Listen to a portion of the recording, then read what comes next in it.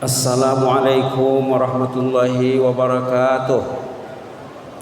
Bismillahirrahmanirrahim. Alhamdulillahirabbil alamin. Wa bihi nasta'in ala umuri dunya waddin. Wassalatu wassalamu ala sayyidina wa habibina wa syafi'ina wa maulana Muhammad wa ala alihi wa sahbihi wa sallim tasliman katsiran bi rahmatika ya arhamar rahimin. Ya Hayyu Qayyum rahmatika nastaghis aslih lana sya'nana kullah wa la takilna ila anfusina tarfata ain.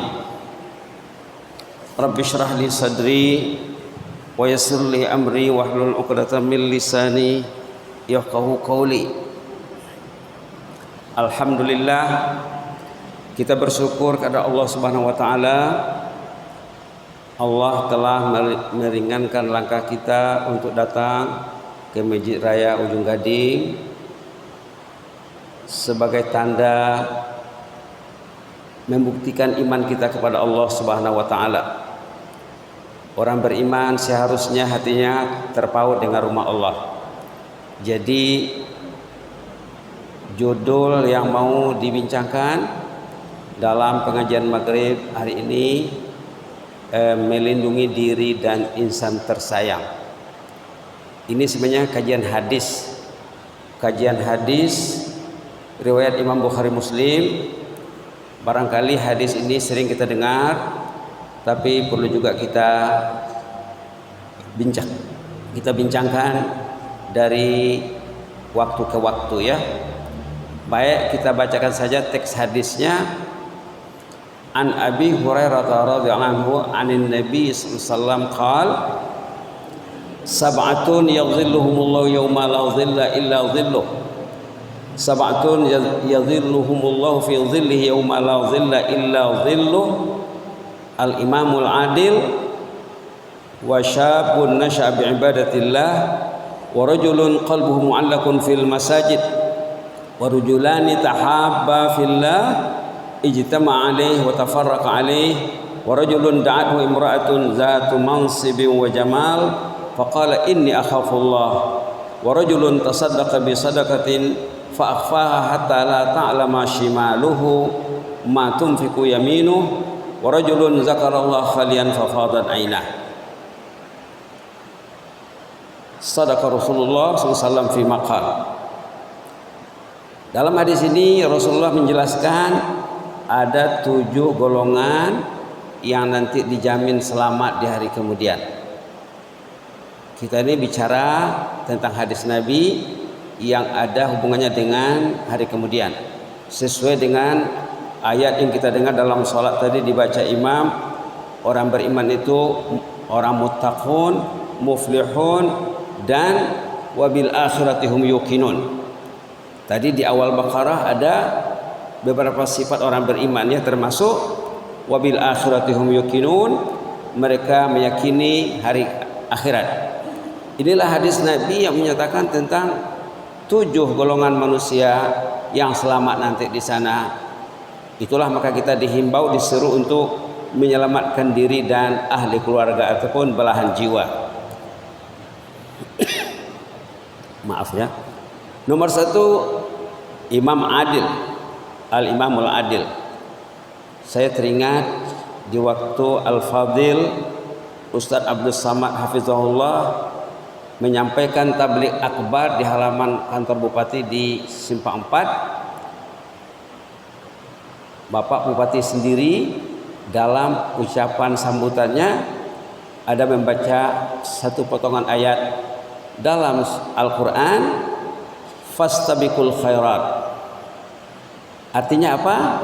Kita diajak untuk berlomba, berkompetisi untuk meraih kebaikan. Baik, yang pertama Imam Adil. Jadi dari ucapan Bapak Bupati nampaklah ciri-ciri keislaman dalam pidatonya ya. Mudah-mudahan kita doakan supaya pemimpin kita tergolong dalam kelompok Al-Imamul Adil yang disebut dalam hadis ini. Yang kedua, pemuda mukmin yang membesar dalam beribadat kepada Allah. Ini giliran anak kita ya.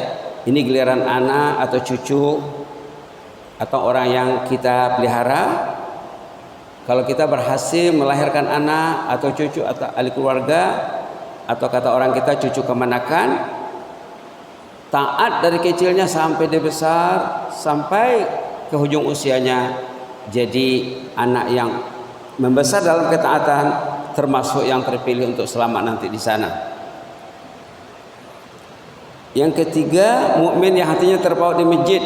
Nah, inilah yang jadi bahan penekanan dalam pengajian maghrib ini. Jadi di bawah ada doanya ya.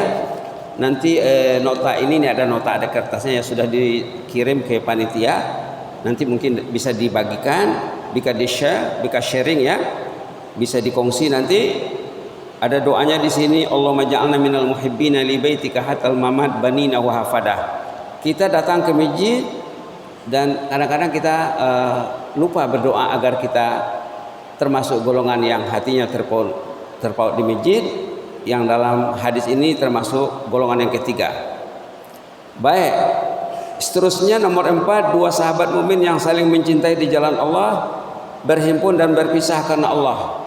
Ini kita bina di masjid. Kalau kita berjumpa jemaah, berjumpa teman, berjumpa jiran, tetangga di masjid, patutnya kita memupuk tali mahabbah, tali kasih sayang.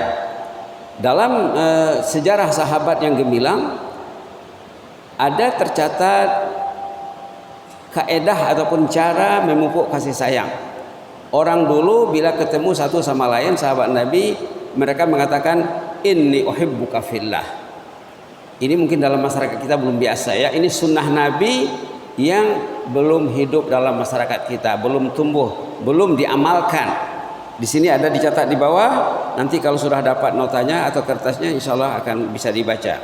Sahabat Nabi dulu bila jumpa satu sama lain, bila ketemu satu sama lain, mereka mengatakan, inni uhibbuka fillah.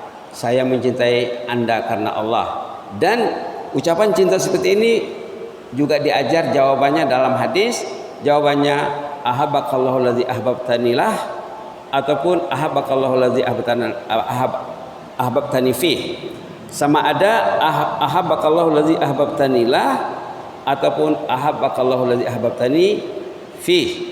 Demikian ajaran Nabi ya. Mungkin masih asing bagi kita, tapi demikianlah kita diajar dalam hadis Rasulullah sallallahu alaihi wasallam agar memupuk rasa kasih sayang dan kecintaan di antara sesama kita. Dua sahabat atau lebih yang saling mencintai nanti akan dihimpunkan di bawah naungan arasy Allah di hari kemudian. Nomor 4. Seterusnya nomor 5, lelaki yang pernah digoda oleh wanita yang berpangkat dan rupawan, lalu dia menolak, katanya, inni akhafullah, saya takut kepada Allah. Mudah-mudahan kita terselamat dari faktor ini. Yang keenam, mukmin yang bersedekah secara tersembunyi sehingga tangan kirinya tidak tahu apa yang diinfakkan tangan kanannya. Ini ibu-ibu atau bapak yang rajin bersedekah ya, rajin bersedekah, terutama sedekah subuh. Ya, rajin berinfak. Saking banyaknya dia berinfak, katanya ini kiasan ya, sehingga tangan kirinya tidak tahu berapa banyak yang diinfakkan oleh tangan kanannya. Mudah-mudahan kita tergolong di dalamnya. Yang terakhir, yang ketujuh, mukmin yang berzikir kepada Allah saat bersendirian, lalu air matanya darah berlinang. Ini giliran kita sekarang ya. Giliran kita yang mungkin usianya sudah di atas 50, di atas 60, patutlah kita bangun jam 3, jam setengah 4, jam 4, jam setengah 5. Patut kita sholat tahajud, kita menangisi dosa kita, menangisi nasib kita, nasib ahli keluarga dan anak istri ataupun cucu keponakan. Patutnya kita berfikirlah bahwa kita tidak lama lagi hidup di dunia ini. Mungkin besok lusa kita akan menemui Allah. Lalu sepatutnya kita saat kita bertafakur, bertadabbur tentang keakhiratan, tentang saat kita bertarung dengan maut, patutnya mudahlah kita menangis, ataupun sebagaimana dikatakan hadis ini, fafadat ainah, lalu air matanya dari berlinang. Itulah teks hadisnya ya. Jadi ada 7 kelompok atau 7 golongan yang tersebut dalam hadis Bukhari Muslim yang dijamin selamat nanti di sana. Di antara yang 7 ini ternyata 4 diantaranya bisa kita raih. Nah, ini maka kita berbincang di sini ya, maka kita diskusikan di sini. 4 di antara yang 7 ini bisa menjadi milik bapak dan ibu. Artinya mudah. Nomor 1, mencintai rumah Allah. Nah, mencintai rumah Allah. Kalau bapak-bapak dan ibu-ibu masih ingat waktu kita mendengar tablik akbar hari Senin minggu lalu ya, di halaman kantor bupati di Simpang Ampe, pendakwah yang diundang Al-Fadil Al-Ustaz Abdul Samad Hafizahullah menyebut satu hadis. Hadis ini perlu kita renung bersama tentang orang yang tidak salat subuh di rumah Allah. Subhanallah. Hadis sahih. Apa katanya? Nanti disimak lagi ya. Kalau kita mau menyimak ceramahnya di YouTube, kita bisa lihat durasinya menit yang kedua di awal tablik, di awal pidatonya mengatakan, mengemukakan satu hadis Rasulullah SAW, hadis sahih yang jarang orang memikirkannya. Nah, itulah dasarnya kita coba mengetengahkan kajian hadis di malam ini. Apa katanya dalam hadis sahih? Katanya orang yang tidak sholat tahajud, yang tidak sholat subuh di rumah Allah di pagi hari, katanya dalam hadis Sahih Bukhari mengatakan, zaka rajulun balas syaitanu fi uzunih. Orang itu telinganya sudah dikencingi syaitan. Ini bahasa Nabi ya. Ini bahasa Nabi. Orang yang tidak bangun tahajud dan tidak salat berjemaah di masjid atau di surau dan musalla, subhanallah, orang itu telinganya sudah dikencingi syaitan. Ini banyak dibahaskan ulama. Mungkin hadis ini belum sampai ke telinga kita, tapi waktu tabligh akbar memang sudah disampaikan. Dan banyak lagi hadis-hadis lain yang berhubungan dengan pentingnya datang ke rumah Allah memenuhi panggilan azan. Jadi kalau kita lihat 7 faktor tadi, faktor yang ketiga yaitu mencintai rumah Allah bisa diraih. Dalam hal ini untuk memantapkan kecintaan kita ke rumah Allah, kita perlu lihat ayat-ayat yang berhubungan dengan cinta masjid. Terutama bagi pencinta masjid perlu menelaah, membaca, mentadaburi ayat-ayat yang berhubung kait dengan cinta masjid. Bisa kita lihat contohnya surah At-Taubah ayat 18 halaman 189 tentang cinta masjid. Ternyata orang yang mencintai masjid disanjung dalam Quran. Allah yang menyanjungnya. Bapak disanjung oleh Allah, ibu disanjung oleh Allah, anak-anak yang dibawa ke masjid disanjung dalam Al-Quran. Apa katanya di sini? A'udzubillahi minasyaitonir rajim. Innama ya'muru masajidallahi man amana billahi wal yawmil akhir wa aqamas salata wa ataz zakata wa lam yakhsha illa Allah fa'asa ulaika an yakunu minal muhtadin. Allahumma ja'alna minal muhtadin. Sanjungan Allah terhadap pencinta masjid. Jadi perlu Bapak semak ayat ini, perlu ditadaburi, ibu-ibu juga, agar kita faham betapa kita itu disanjung dalam Al-Quran. Subhanallah. Apa katanya di sini? Innama ya'muru masajidallahi man amana billah. Yang rajin mengimarahkan rumah Allah, mendatangi rumah Allah, itulah yang beriman. Subhanallah. Artinya apa? Orang yang datang ke masjid, dia membuktikan imannya. Tadi dalam hadis dijamin selamat nanti dari kemudian. Subhanallah. Berarti orang yang jauh hatinya dari masjid, walaupun masjid dekat di matanya, tapi masih jauh di hati, untuk orang bermasalah imannya. Subhanallah. Kalau imannya berfungsi, imannya baik, imannya kuat, pasti datang ke masjid. Maka zaman dulu kalau kita lihat hadis-hadis Nabi tentang cinta masjid, pernah baginda Rasulullah SAW bangun sesudah sholat subuh, lalu memanggil nama-nama orang yang tidak datang sholat. Kata orang kita, namo disabui gala diimbau. Zaman Nabi Muhammad dulu, orang yang tidak datang ke masjid dipanggil namanya, diperingatkan dia. Nanti sesudah sholat, jemaah akan ketemu dengan orang yang dipanggil namanya. Pak, nama bapak tadi dipanggil Nabi, malu dong, besok jangan lagi ya. Kira-kira begitulah maksudnya.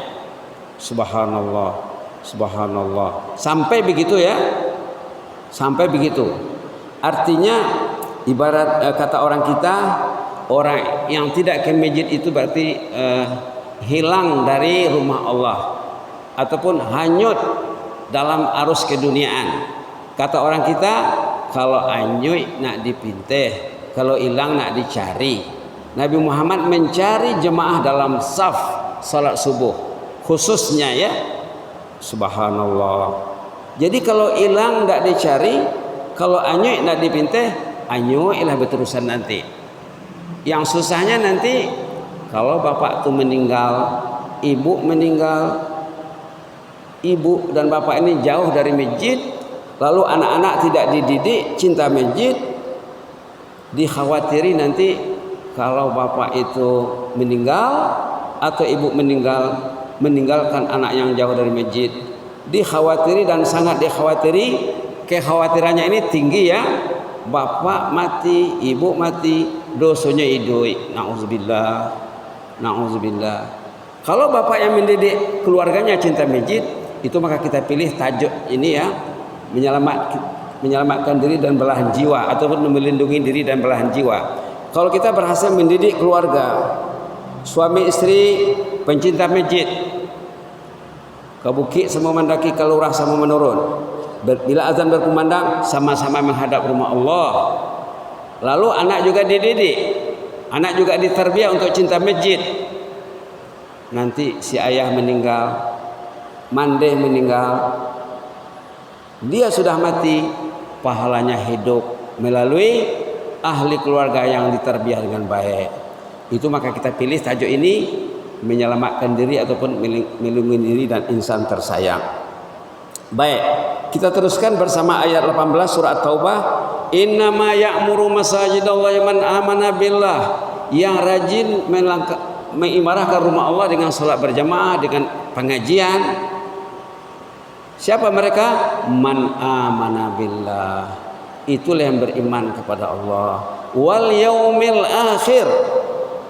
Itulah yang beriman kepada hari kemudian. Karena dalam hadis tadi kita sudah kemukakan, yang selamat nanti di sana antara lain rajulun qalbuhu mu'allaqun fil masajid, orang yang hatinya terpaut di rumah Allah. Keluarnya sebuah berniat nak datang zuhur, keluar zuhur berniat nak datang asar. Datangnya salat maghrib, kalau ada pengajian tak keluarnya. Kalaupun keluar ada urusan tertentu, nanti isya datang lagi. Artinya 5 waktu. Orang yang benar-benar mencintai Allah dan mencintai hari kemudian, pasti ringan langkahnya. Pasti prioritasnya untuk berada dalam saf, dalam salat tinggi ya. Prioritasnya untuk mendatangi rumah Allah itu tinggi. Bahkan zaman dulu kalau kita teliti ya, orang yang datang tapi masbuk itu masih bermasalah dalam hadis Nabi. Biasanya kalau ada orang yang masbuk, nanti sesudah sholat akan didatangi oleh sahabat-sahabat lain memperingatkannya agar tidak masbuk. Bahkan dalam karya ulama ya, bila kita bicara tentang orang masbuk sholat, ada ulama termasuk dalam Ihya Ulumuddin dikatakan orang yang datang salat tapi dia takbiratul ihram sesudah imam membaca alhamdulillahirabbil alamin, lah mulai imam baca Fatihah baru bapak itu takbir di belakang. Kata ulama, orang itu rugi kerugiannya tidak dapat dibandingkan dengan kekayaan dunia semuanya. Subhanallah, subhanallah. Itu dibahaskan oleh ulama ya. Itu maka zaman dulu kalau ada orang yang masbuk itu akan diperingatkan nanti sesudah salat. Yang tak datang salat memang akan didatangi ke rumahnya ya. Baik. Seterusnya ayat ini mengatakan man amana billahi wal yaumil akhir wa aqamas shalah. Yang mengimarah ke rumah Allah itulah yang percaya kepada Allah, percaya kepada hari kemudian, dan itulah orang yang menegakkan salat. Salat yang betul secara sunnah, salat yang betul mengikut ajaran Rasulullah, salat Rasulullah, salat sahabat, salat fardunya di masjid. Tidak pernah Nabi Muhammad salat di rumah, tidak pernah sahabat salat di rumah. Itu maka dikatakan oleh Al-Fadil Dr. Abdul Samad Hafizahullah, yang ketinggalan sembahyang subuh itu orang itu dikencingi setan di telinganya berdasarkan hadis Nabi ya. Ustadz tersebut ngomong berdasarkan hadis Nabi, bukan dia sendiri yang ngomong, berdasarkan hadis Nabi. Nanti simaklah hadis, memang ada dalam hadis muttafaq alaih, hadis Bukhari Muslim. Subhanallah. Itu dah dasarnya kita membincangkan judul tentang menjaga diri dan insan tersayang. Wa aqamas salah, menegakkan salat. Menegakkan salat, kalau kita lihat tafsir, ini kalau kita ingin tahu tentang as-salah, kita mesti baca hadis, bukan kita fikih saja ya. Kita baca tafsir. Dalam tafsir yang muktabar, tafsir Indo, termasuk tafsir Al-Imam Qurtubi, tafsir Al-Imam Ibnu Katsir, tafsir Al-Imam Tabari rahimahumullah. Di sana dikatakan as-salah dalam tafsir termasuk salat fardu berjamaah di rumah Allah.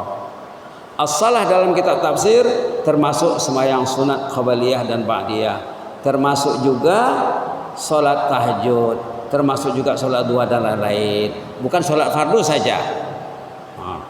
Bukan sholat fardu saja. Baik. Wa ataz zakah. Selanjutnya ayat 18 surat Taubah. Demikian juga orang yang rajin datang ke rumah Allah, biasanya dia akan ambil berat tentang zakat ya.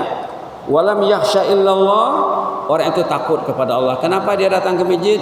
Karena takut Allah memanggilnya, Allah maimbaunya. Seruan azan adalah panggilan ilahi, nidaul haq. Kalau bahasa Arabnya ya, azan itu azan yang juga ada nidaul haq, panggilan Allah. Azan itu panggilan Allah. Allah yang mengasihi kita nyawa, Allah yang ngasih kita hidup, Allah mengasihi kita bumi, tempat mencari nafkah, tempat beraktivitas, kasihnya rumah, dikasihnya kendaraan, dikasihnya sawah ladang, dipanggilnya datang ke rumahnya untuk keuntungan kita sendiri. Kenapa kita tidak datang? Jadi pencinta rumah Allah datang ke rumah Allah karena takut kepada Allah. Takutnya takut positif ya. Takutnya takut positif. Takut bercampur cinta, cinta bercampur takut. Fa asa ulaika yakunu minal muhtadin. Ayat 18 masih ya surat Taubah. Merekalah yang tergolong muhtadin. Subhanallah. Tadi dalam ayat surah Baqarah yang dibaca imam, ulaika ala hudam min rabbihim wa ulaika humul muflihun. Sana tadi muflihun, di sini muhtadin. Muhtadin datang ke rumah Allah. Muhtadin mencintai rumah Allah. Tidak mungkin jauh hatinya dari rumah Allah. Belum lagi ayat surah An-Nur tentang ayat masjid. Jadi bagi pencinta masjid perlu menyimak, mempelajari ayat-ayat tentang cinta masjid. Tadi yang kita bicarakan baru satu ayat, itu pun ringkas ya. Ayat surah Taubah nomor 18. Nanti pulang ke rumah buka Al-Quran, lihatlah balik surah Taubah. Sanjung Allah, pujinya Allah. Allah menyanjung dan memuji para pencinta masjid. Menurut ilmu tafsir, kalau Allah itu menyanjung dan memuji, artinya menyuruh juga. Nah, dalam sanjungan itu ada suruhan. Orang yang mengimarahkan rumah Allah itu yang beriman kepada Allah. Demikian makna zahir hadis itu. Artinya apa?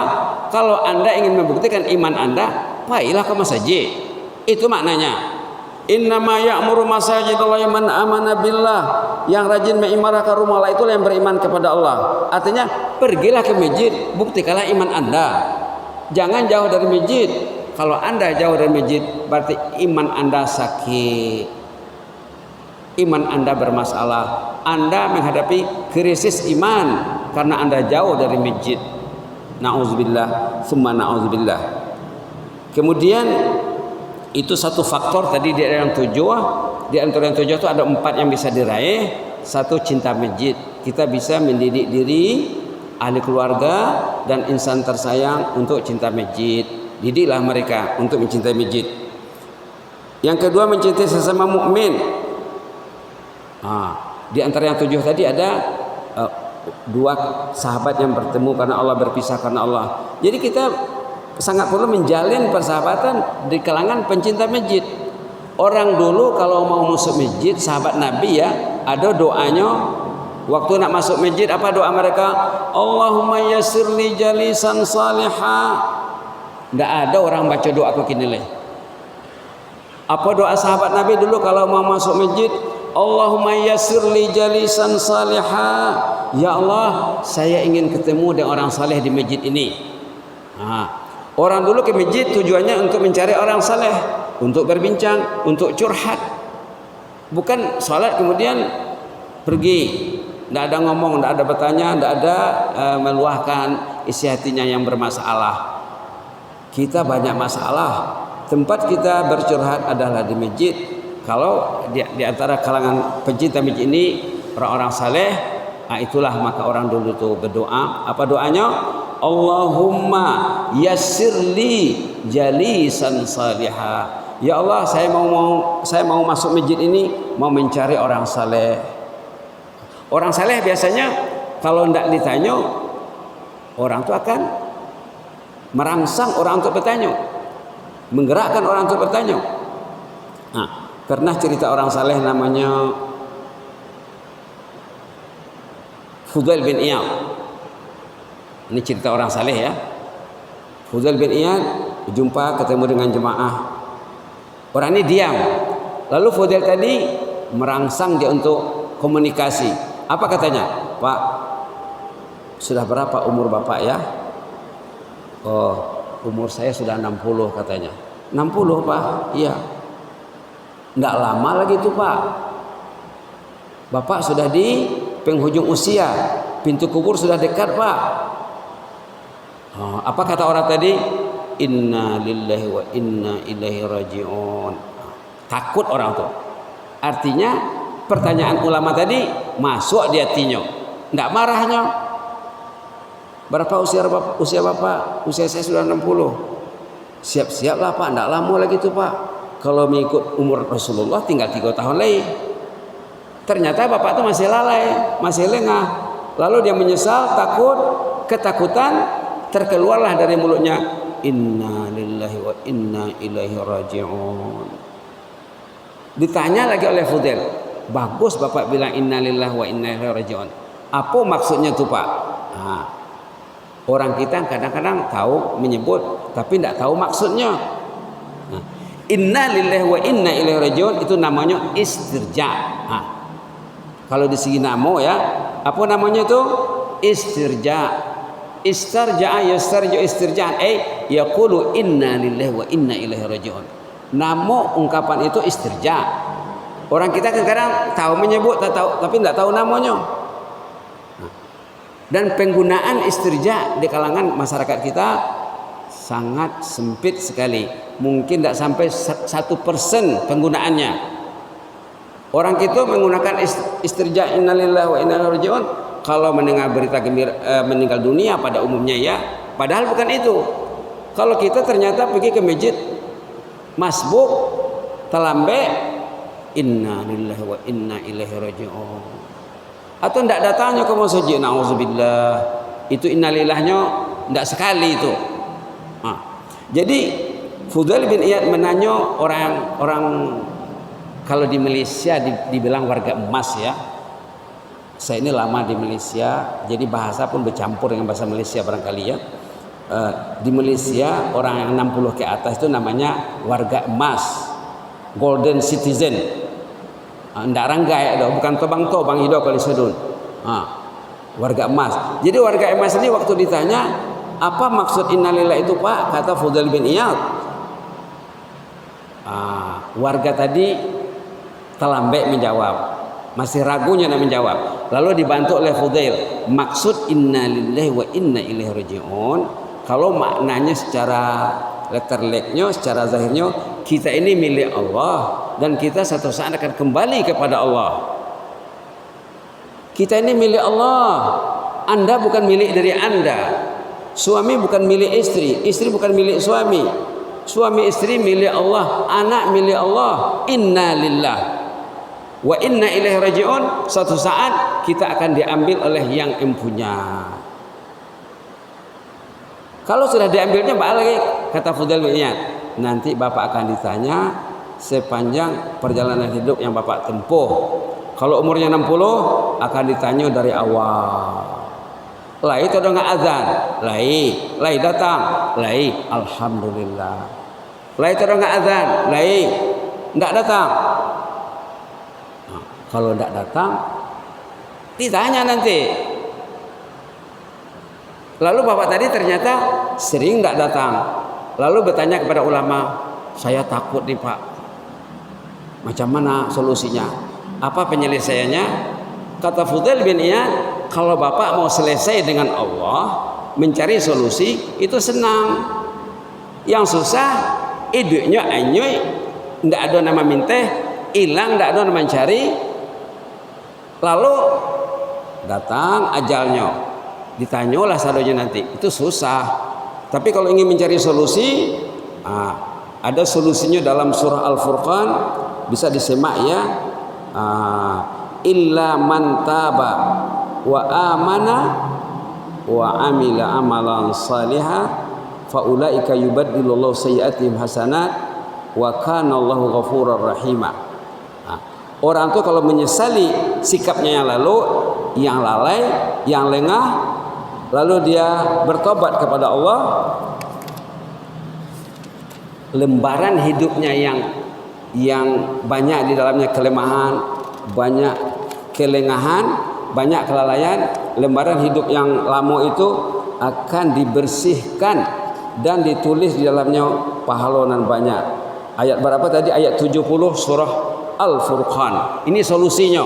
Nanti balik rumah, pulang ke rumah bacalah Al-Quran surah Furqan ayat 70. Illa man taba wa amana wa amila amalan salihah fa ulaika yubaddilullahu sayyi'atihim hasanat wa kana Allahu ghafurur rahima. Orang itu kalau banyak kesilapannya kepada Allah, banyak kelalaiannya, lalu dia bertobat kepada Allah, taba, bertobat kepada Allah, wa amila amalan salihah, sesudah tobat dia menukar sikapnya, yang dulu tidak datang sekarang datang, yang dulu tidak istiqamah sekarang istiqamah. Kalau sudah berubah dari dulu hingga kini, dosa yang lalu itu diampunkan Allah. Dalam lembaran kejahatannya, lembaran itu akan dipadam, dibersihkan, dihapus, dan ditulis itu hasanat. Yubaddilullahu sayyi'atihim hasanat, akan ditukar dengan amal saleh. Subhanallah. Itulah tadi ya.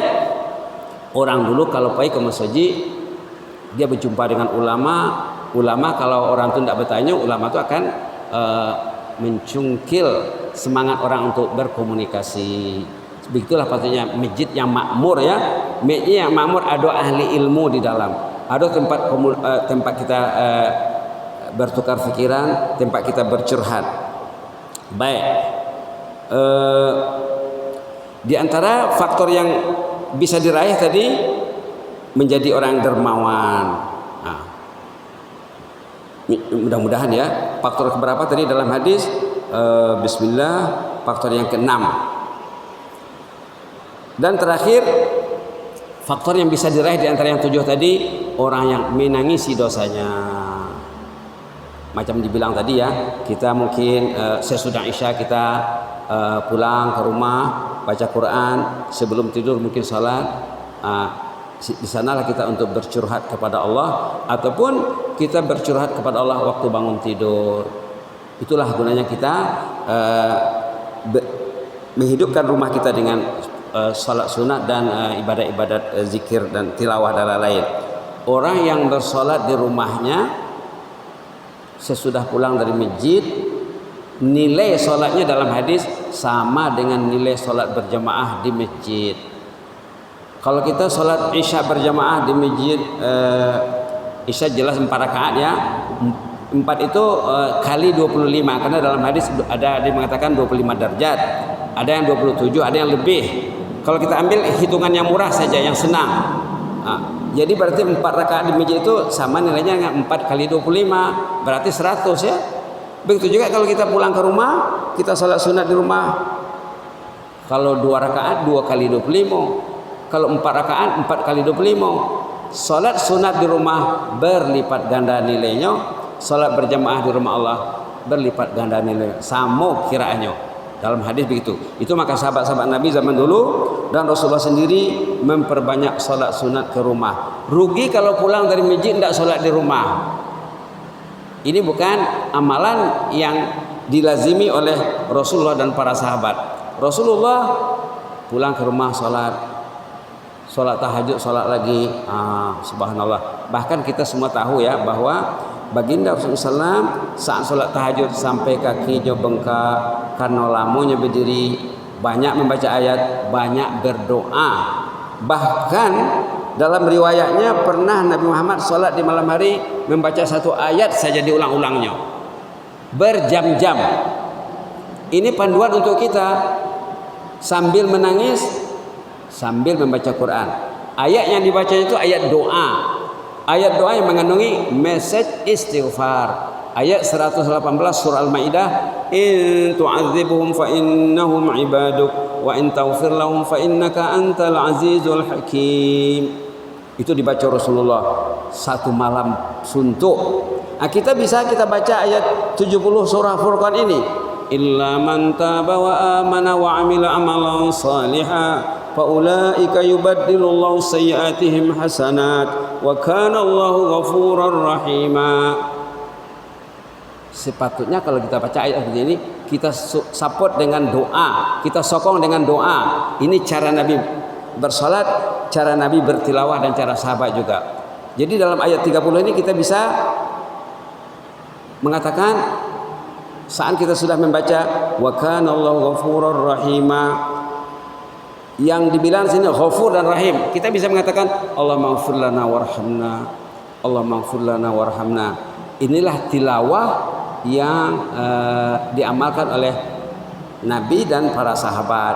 Artinya membaca Quran sambil berdoa. Macam tadi imam membaca ayat Al-Baqarah, bila kita membaca ulaika ala hudam mir rabbihim wa ulaika humul muflihun, Allahumma ja'alna minal muflihin, Allahumma ja'alna minal muflihin. Demikian kita diajar oleh Rasulullah ya, membaca dan mendukung dengan doa, menyokong dengan doa. Demikianlah faktor yang ketujuh sepatutnya kita raih. Subhanallah. Apa tadi faktornya? Mukmin yang berzikir kepada Allah saat bersendirian lalu air matanya derai berlinang.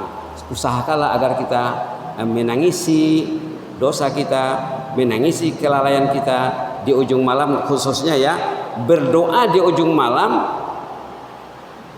beribadah di atas sejadah di rumah bapak, di kamar bapak dan ibu, sama kekuatannya dengan berdoa di tanah suci. Allah ini Maha Rahman, Maha Rahim. Bukan semua kita mudah untuk pergi ke tanah suci. Jadi kesempatan berdoa dengan doa yang mustajab ada di rumah kita kalau kita bangun di ujung malam. Sama kekuatannya dengan berdoa di tanah suci. Jadi jangan diabaikan, jangan dibiarkan berlalu demikian ya. Patutnya kita tidur awal dan bangun awal. Capek tidur dan capek bangun. Ada doa diajar oleh orang saleh supaya kita bisa tidur sedikit dan badan kita sehat, bermotivasi tinggi. Allahumma shfini bil qalili minan naum warzuqni umran tawilan fi ta'atik. Ini doa orang-orang yang saleh agar di malam hari kita bisa tidur 4 jam ataupun 4 jam 30 menit ataupun paling lama paling banyak 5 jam. Bayangkan ya, kalau orang tua tidur 6 jam, artinya 1/4 dari 24. Karena satu hari semalam 24 jam. Kalau bapak itu tidur 6 jam, kalau umurnya 60 tahun, berarti 1/4 usianya tidur. Berarti 15 tahun tidur. Kalau dia tidak ke masjid, tidurnya kosong. Kalau bapak itu bangun tidur dia ke masjid, waktu tidur dia berniat nak ke masjid. Ibu juga tidurnya ibadat. Ke masjidnya kalau dia datang salat subuh diberi nilai seperti beribadat 1 malam tidak tidur. Jadi kalau 1 hari 1 malam 24 jam, baik. Bapak tuh tidur 6 jam. Kemudian dia berangkat ke masjid untuk salat subuh berjemaah, berniat sebelum tidur. Tidurnya 6 jam itu ibadat. Kepergiannya ke masjid nilainya seperti beribadat 1 malam. Artinya 12 jam. 12 jam. 12 tambah 6 berarti 18. Datang pula bapak tuh salat Isya. Salat Isya nilainya dalam hadis seperti beribadat separuh malam. Artinya 6 jam. 6 jam tambah 18 jam sudah 24 jam. Dengan datang salat subuh berjamaah di rumah Allah, salat Isya berjamaah di rumah Allah dengan niat nilai kedatangannya salat Isya dan salat subuh dan nilai tidurnya bernilai sebanyak 24 jam. Belum lagi salat zuhur, salat asar, salat maghrib, belum lagi zikirnya, belum lagi amalan lain. Demikianlah ibunya mudahnya mencapai jannah insyaallah. Maka baginda Rasulullah SAW pernah berpesan, kullu ummati yadkhulunal jannah illa man aba. Semua umatku ada potensi untuk masuk jannah, masuk surga, kecuali tidak mau, kata Rasulullah. Sahabat bertanya, man ya'ba ya Rasulullah, siapa yang enggan masuk jannah itu? Sahabat kagum, ada yang tidak mau masuk jannah. Man ya'ba ya Rasulullah, siapa yang tidak mau sih masuk jannah? Kata sahabat. Kata Rasulullah, man ata'ani dakhalal jannah wa man asani faqad aba. Siapa yang akur, siapa yang patuh, siapa yang taat, itulah yang mau jannah. Kalau dia tidak mau ke masjid, berarti dia tidak mau jannah. Begitulah kira-kira maksudnya. Subhanallah, subhanallah. Jadi dalam kertas yang nanti akan dikasih sama jemaah ya, nanti akan barangkali akan di copy, akan di photostat ya, akan di fotokopi. Nanti ada doa agar hati kita terpaut di rumah Allah. Doa ini gubahan sendiri saja, tidak ada dalam buku. Doanya Allahumma ja'alni atau Allahumma ja'alni minal muhibbina li baitika hatal mamat banina wa hafadah. Ya Allah, jadikanlah kami ini jemaah Masjid Raya ya Ujung Gading, pencinta rumahmu sampai ke ujung usia dan terus ke anak cucu juga nanti. Allahumma ja'alna minal muhibbina li baitika hatal mamat banina wa hafadah. Baik, sekarang kita tutup dengan cerita ya. Cerita ada cerita jemaah di Batu Sangkar. Nama kampungnya Simabo, nama masjidnya Masjid Ihsan. Cerita ibu-ibu yang meninggal umurnya di atas 80, mungkin 84 tahun. Tapi sejak dia sehat, dia tekun salat subuh berjamaah, tekun salat maghrib dan isya. Kalau zuhur dengan asar nanti mungkin dia di sawah di ladang. Yang penting yang 3 ini direbutnya. Subuh tidak pernah ketinggalan.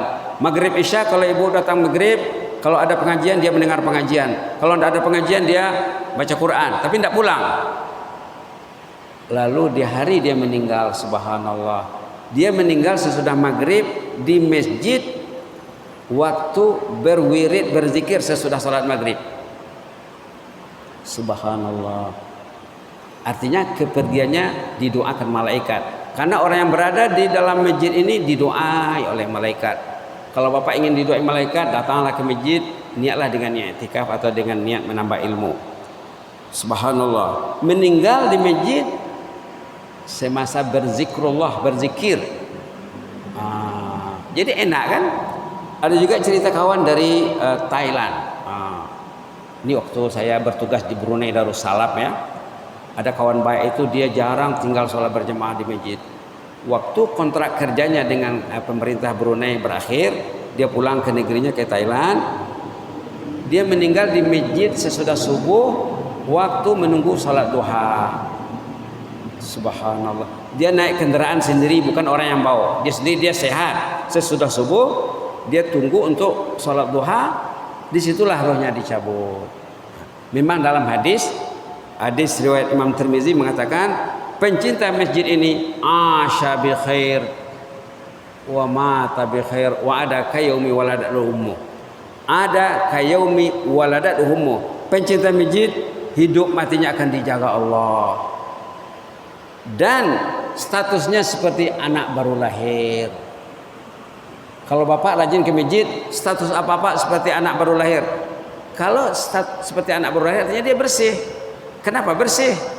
Di masjid dia didoain sama malaikat. Kedatangannya ke rumah Allah, pulangnya ke rumahnya, setiap langkah menghanyutkan dosa, menghapuskan dosa. 3 in 1, dosa terhapus, dapat kenaikan pangkat dan dapat ganjaran di sisi Allah. 3 dalam 1. Kalau kita berada di masjid, doa malaikat 3, ya Allah ampun dosa bapak ini, Allah maghfir lahu, Allah marhamhu, Allah matub alaih. Ini doa malaikat untuk orang yang duduk di rumah Allah dengan niat ibadat. Tapi bukan main HP ya, bukan main HP di masjid. Masjid bukan tempat main HP. Kalau main HP di masjid itu di like sama iblis, di like sama setan, di jempol sama iblis. Orang yang duduk di masjid dengan niat ibadat didoain sama malaikat, ya Allah ampun dosa bapak ini, ya Allah terima taubatnya, ya Allah berilah dia limpah rahmat dan kurniamu. Apalagi kalau ada pengajian. Kalau ada pengajian, ada malaikat petugas khusus meliput pengajian di masjid ataupun di tempat lain juga ya, terutama di masjid. Ini yang hadir nanti dilaporkan kepada Allah. Ini panjang hadisnya sebenarnya. Hadis sahih juga ya. Sebaik saja selesai nanti pengajian, malaikat akan melaporkan kepada Allah, inilah yang hadir dalam pengajian Masjid Raya Ujung Gading sesudah maghrib hari Selasa, tanggal sekian-sekian contohnya ya. Lalu waktu laporan itu disampaikan, Allah menanya malaikat beberapa pertanyaan. Padahal Allah tuh tahu yang ditanyanya. Pertama yang ditanyanya apa? Kenapa mereka berkumpul di masjid mengadakan pengajian? Kata malaikat, mereka mencintaimu ya Allah. Allah bertanya, adakah mereka pernah melihat zatku? Kata Allah, belum lagi ya Allah. Itu nanti di sana di akhirat nanti. Bagaimana kalau mereka terlihat zatku, diberi kesempatan melihat zatku? Kata malaikat, mereka akan lebih rajin lagi. Panjang lagi soal jawab antara Allah dengan malaikat. Terakhir sekali penutupnya, ushidukum anni qad ghafartu lahum, kamulah saksiku dosa mereka semua sudah diampun. Subhanallah. Perlu belajar hadis Pak ya, perlu mengkaji hadis, mudah-mudahan bermanfaat. Jazakumullah khairan, barakallahu fikum. Inni hubbukum fillah. Allahumma zidna wa la tanqusna wa akrimna wa la tuhinna wa atina wa la tahrimna wa athirna wa la tusir alaina wa adina wa radana ya karim. Na'udzu biridhaka min sakhatika wa bi mu'afatika min uqubatik wa na'udzu bika minka la nuhsi sanan 'alaika anta kama asnaita 'ala nafsik. Subhana rabbika rabbil izzati amma yasifun wa salamun 'alal mursalin walhamdulillahi rabbil alamin. Jazakumullah khairan. Wassalamualaikum warahmatullahi wabarakatuh.